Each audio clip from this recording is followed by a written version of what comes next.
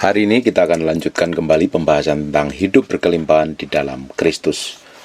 Buka sebentar di Kejadian pasal yang kedua, ayat yang ke-15 sampai ayat yang ke-17.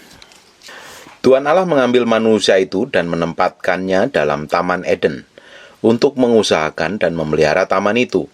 Lalu Tuhan Allah memberi perintah ini kepada manusia, "Semua pohon dalam taman ini boleh kau makan buahnya dengan bebas, tetapi pohon pengetahuan tentang yang baik dan yang jahat itu jangan kau makan buahnya, sebab pada hari engkau memakannya pastilah engkau mati." Bila kita memperhatikan ayat-ayat di atas, maka Tuhan tidak pernah memerintahkan kepada dua manusia pertama ciptaannya untuk menguasai atau memiliki Taman Eden, melainkan hanya memelihara taman itu sebagai wujud bahwa Tuhan yang memilikinya. Tuhanlah yang menentukan peraturan, mana yang boleh dimakan dan mana yang tidak boleh dimakan. Demikian juga ketika mereka melanggar hukum dan perintah tersebut, bukan mereka yang mengusir Tuhan keluar dari taman itu, tetapi Tuhan yang mengusir mereka. Dengan demikian, inilah bukti bahwa Tuhanlah yang empunya Taman Eden. Manusia hanya diminta untuk memelihara dan mengusahakannya saja. Dengan perkataan lain, segala yang ada pada kita, baik itu rumah, pakaian, kendaraan, maupun harta benda yang lainnya, semuanya Tuhanlah yang memiliki. Barang-barang atau harta benda itu ada pada kita karena Tuhan menghendaki kita bisa mengusahakannya. Tuhan menempatkan kita hanya sebagai pengelola, bukan pemilik. Jika kita terkena tipu daya kekayaan yang menyebutkan kekayaan adalah milik kita, hak kita, atau kita bisa menggunakannya semau kita, maka kita berada dalam bahaya yang besar. Selain itu, semua janji besar dari Tuhan tentang kelimpahan akan memancing hawa nafsu, ketamakan, dan keinginan kita untuk menjadi kaya. Dan tanpa kita sadari, hal itu akan mendorong kita untuk mencintai uang, yang adalah akar dari segala kejahatan. Anda harus memahami dengan jelas bahwa Tuhan melimpahi kita. Saluran air memang akan basah, tetapi harus diingat bahwa Tuhanlah yang empunya segala-galanya, dan semestinya Tuhan yang berdaulat atas segala hal yang ada di dalam kehidupan kita. Sekarang muncul suatu perdebatan yang dibuculi fakta bahwa Tuhan pernah menjanjikan kepada murid-muridnya suatu hal yang oleh banyak orang dikatakan sebagai kiasan yang tidak pernah terjadi dalam kenyataan. Buka sebentar di Markus pasal yang ke-10 ayat 23 sampai 30. Lalu Yesus memandang murid-muridnya di sekelilingnya dan berkata kepada mereka, "Alangkah sukarnya orang yang beruang masuk ke dalam kerajaan Allah." Murid-muridnya tercengang mendengar perkataannya itu, tapi Yesus menyambung lagi, "Anak-anakku, alangkah sukarnya masuk ke dalam kerajaan Allah. Lebih mudah seekor unta melewati lubang jarum daripada seorang kaya masuk dalam kerajaan Allah." Mereka makin gempar dan berkata seorang kepada yang lain, "Jika demikian, siapa yang dapat diselamatkan?" Yesus memandang mereka dan berkata, "Bagi manusia hal itu tidak mungkin, tetapi bukan demikian bagi Allah.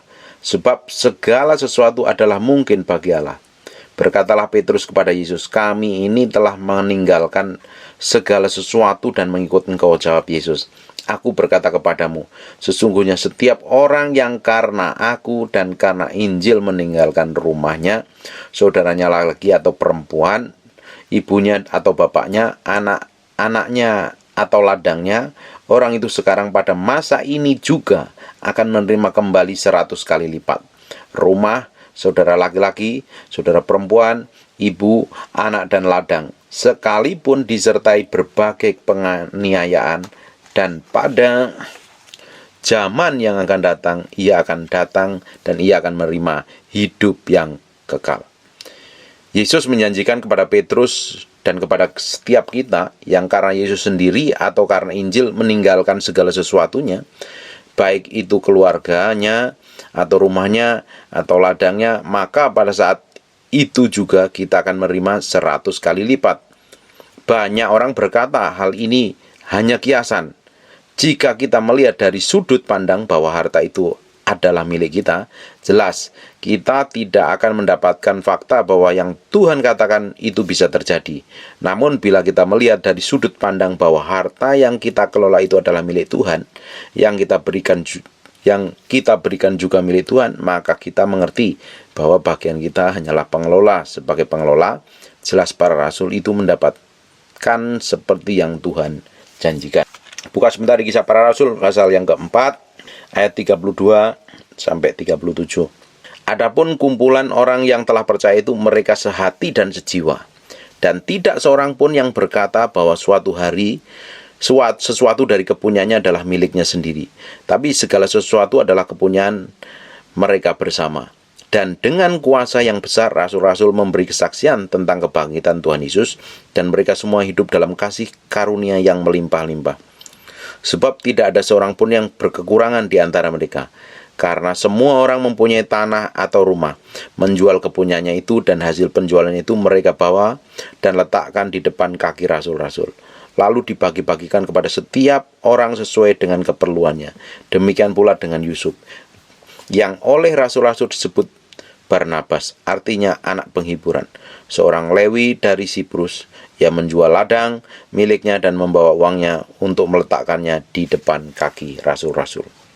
Dari perikop di atas sangat jelas bahwa para rasul menerima dalam jumlah besar, namun semua orang mengatakan itu bukan milik mereka sendiri. Memang sejak semula tidak ada yang benar milik kita sendiri. Kita hanya pengelola. Yang ada pada kita hanyalah sebagai juru bayar harta milik Tuhan.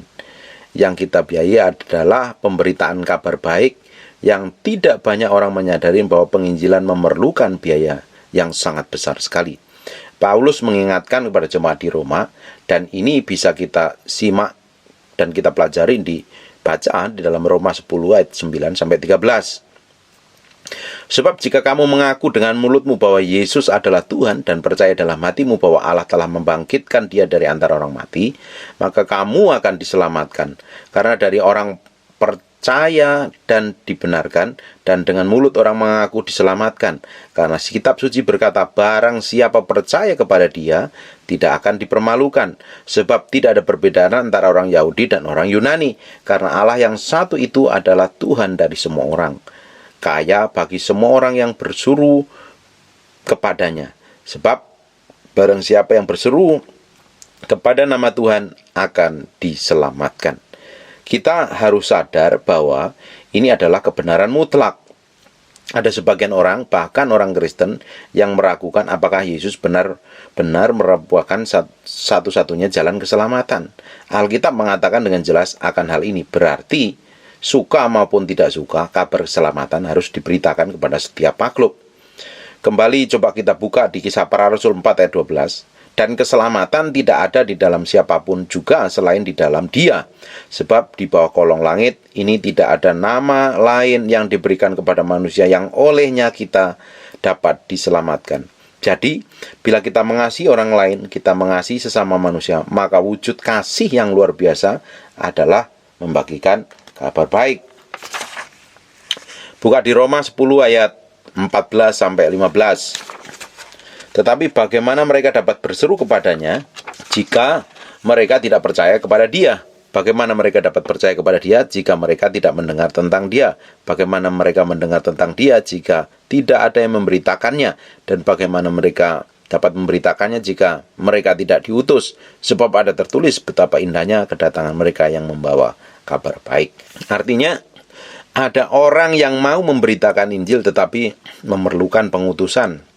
Lalu apa artinya ketika Paulus mengatakan bagaimana mereka dapat memberitakannya jika mereka tidak diutus? Waktu itu dia berbicara kepada kumpulan anak-anak Tuhan atau gereja Tuhan di kota Roma. Dia tentunya mau mengatakan, "Hai gereja Roma, kamu mesti mengutus nih." Lalu untuk apa mereka harus diingatkan untuk mengutus? Bukankah sudah sewajarnya mereka mengutus? Rupanya ada banyak faktor untuk menjadikan sebuah gereja lokal bisa mengutus penginjilannya. Salah satu faktornya adalah soal biaya. Dengan demikian, kitab Roma menegaskan kepada kita bahwa agar kabar baik bisa disampaikan ternyata memerlukan sarana-sarana penunjang. Yang lain diantaranya tentu faktor keuangan. Sehingga Paulus mengatakan, bagaimana mereka bisa memberitakannya jika mereka tidak diutus? Pernahkah kita bertanya bagaimana dengan Yesus sendiri? Apakah juga ada yang mengutus Yesus? Jelas, Bapa di surga yang mengutusnya. Tetapi kita ketika di dunia ini, bagaimana dengan pelayanan Yesus? Kita tahu bahwa Yesus bergerak dengan rombongannya. Kadangkala dalam jumlah kecil 12 orang, mungkin lebih besar sebanyak 70 orang, kadangkala dalam jumlah yang besar, yang sangat besar sekali rombongannya. Tentunya mereka memerlukan biaya. Anda perhatikan bahwa setiap kali Yesus pergi, dia dan rombongannya tidak pernah meminta roti kepada orang-orang, tapi beberapa kali diperintahkannya agar murid-muridnya membeli roti dan bukan meminta roti. Artinya, mereka pasti memiliki uang, dan Yudas yang diberi tugas menangani keuangan untuk mengatur semua kebutuhan rombongan Yesus. Di dalam Lukas pasal yang ke-8, itulah kita menemukan pembuktian bahwa uang mereka bukan dijatuhkan dari langit, tetapi ada orang-orang yang memang terbeban, mengerti dirinya memiliki uang berlimpah, lalu dengan sukacita melayani rombongan Yesus dengan kekayaan mereka. Alkitab menuliskan, perempuan-perempuan itu melayani mereka dengan kekayaan mereka. Kalau Anda yang sekarang berkelimpahan, sebenarnya Anda tidak kebetulan sedang berkelimpahan. Karena kelimpahan yang Anda peroleh dari Tuhan bukan milik Anda, melainkan milik Tuhan. Gunakan kekayaan itu dengan bijaksana. Gunakanlah untuk pemberitaan kabar baik sebagai wujud akan kasih sayang Anda kepada mereka yang memerlukan kabar baik tersebut. Seringkali kabar baik disampaikan dengan cara sederhana, tapi seringkali tidak dengan cara sederhana. Media yang sekarang kita pakai ini pun bukan cara yang sederhana. Di belakangnya diperlukan begitu banyak orang untuk melayani. Begitu banyak dana yang dikucurkan. Namun lihatlah, sekarang ini dengan jerih payah begitu banyak orang, maka kabar baik sampai ke dalam hidup Anda. Semuanya itu disebabkan adanya orang-orang yang mau berkorban, mengorbankan waktu, uang, dan hidup mereka. Jika hari ini Anda diberkati, perhatikanlah bahwa Tuhan menginginkan Anda menggunakan kekayaan itu untuk menjadi berkat bagi orang lain melalui pemberitaan kabar baik. Yesus pun dilayani oleh orang-orang yang bersedia menyerahkan sebagian kekayaan dan Tuhan percayakan kepada mereka. Jadilah teman sekerja dalam pekerjaan pelayanan Tuhan di seluruh dunia. Saya waktu itu kurang lebih pelayanan penginjilan di kota Lampung itu pun juga sangat memerlukan biaya yang sangat besar sekali. Waktu di Kalimantan pun juga sama. Ketika saya pelayanan di Jawa, di gereja-gereja, justru kita juga bukan menerima persembahan, justru kita malah menaburkan banyak benih berkat kepada gereja-gereja yang membutuhkan. Dan setiap pemberitaan Injil itu memerlukan biaya yang sangat besar sekali, Bapak Ibu. Jadi kalau Bapak Ibu diberkatin Tuhan, itu artinya berkat itu bisa dipakai untuk memberitakan kabar baik tentunya. Makanya jadi orang percaya jangan alergi dengan uang, dengan kelimpahan. Kalau kita alergi dengan kelimpahan sebagai orang percaya, anak-anak dunia, orang-orang dunia dengan rakusnya akan mengambil jatah yang harusnya kita terima, dan mereka akan ambil.